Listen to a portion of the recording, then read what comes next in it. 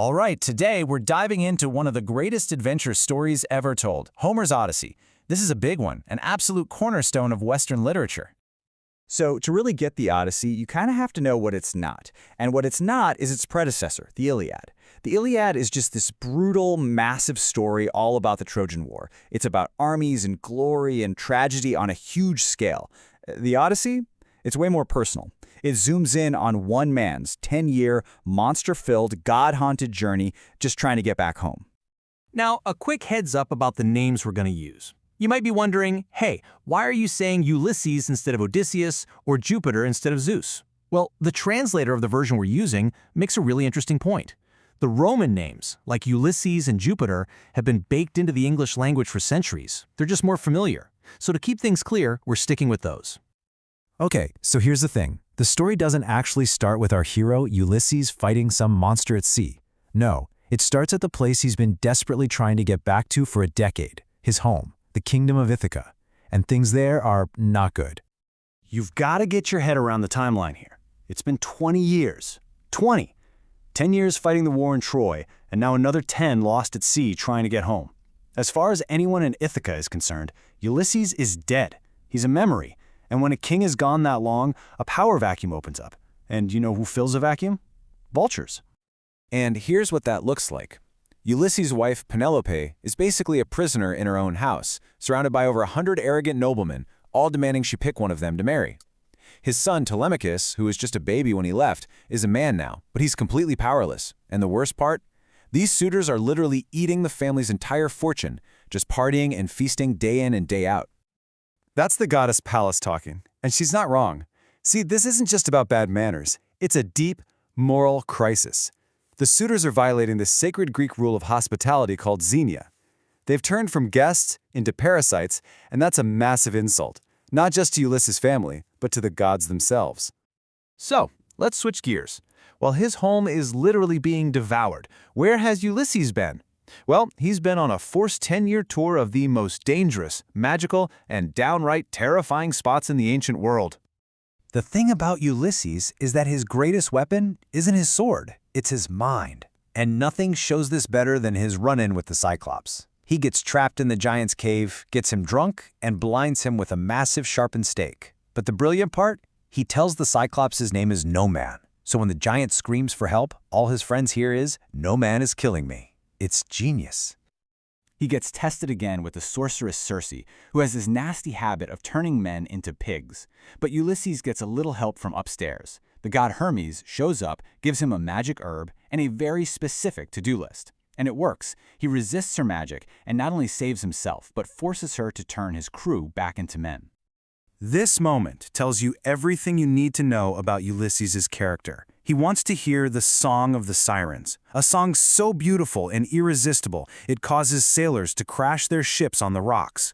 So what does he do? He has his men plug their ears with wax, but then he has them tie him to the mast so he can actually listen to this deadly song and survive. He has to know. And then comes the impossible choice. The ultimate rock in a hard place. He has to sail through a narrow strait.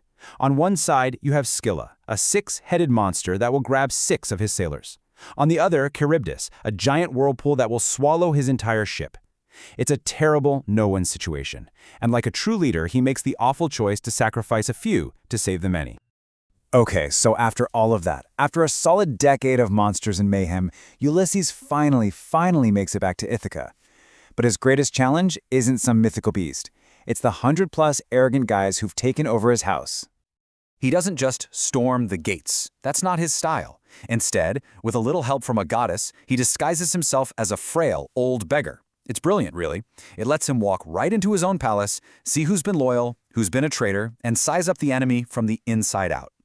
And this is where it all comes to a head. His wife, Penelope, who is every bit as clever as he is, announces she's finally ready to remarry. But she sets a test. An impossible test. A suitor has to string Ulysses' enormous, legendary bow and then shoot an arrow clean through 12 axe heads lined up in a row. It's a test she knows only one man alive could ever pass. So, one by one, all these big, tough, arrogant suitors step up. They pull, they grunt, they even try to cheat by warming up the bow with fire to make it more flexible, and one by one, they are completely humiliated. None of them can even bend it. It just proves they are pale imitations of the king they're trying to replace. So after all the big shots have failed, and the room is just buzzing with frustration, the old beggar in the corner quietly asks if, maybe he could have a try. Everybody laughs at him, of course. But this is the moment. The whole epic has been leading right here. He picks up that bow like a musician picking up an old familiar instrument. He strings it without any effort at all. You can almost hear the twang echo through the silent hall. And then, still sitting down, he draws it back and sends an arrow whistling perfectly through every single axe head, and just like that, the game is up. That one perfect shot changes everything.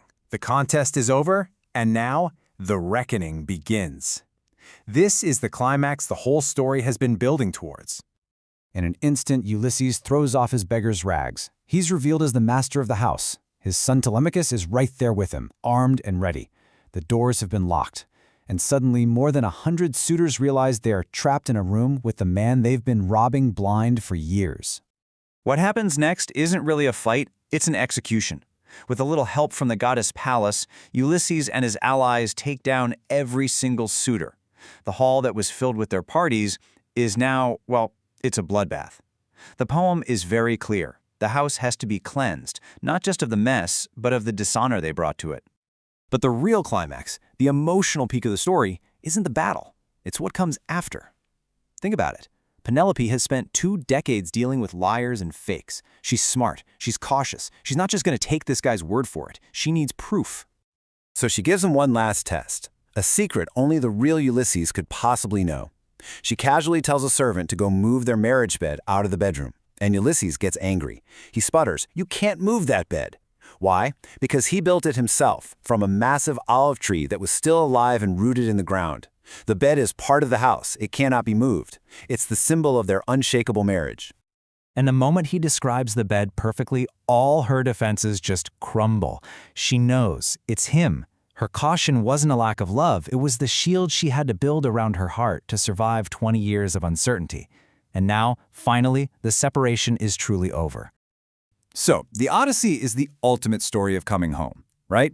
The bad guys are punished, the family's back together, but it leaves us with this one big, lingering question. After 20 years of war and suffering, after seeing everything he's seen, can a person who's been that changed by the world ever really, truly go home again?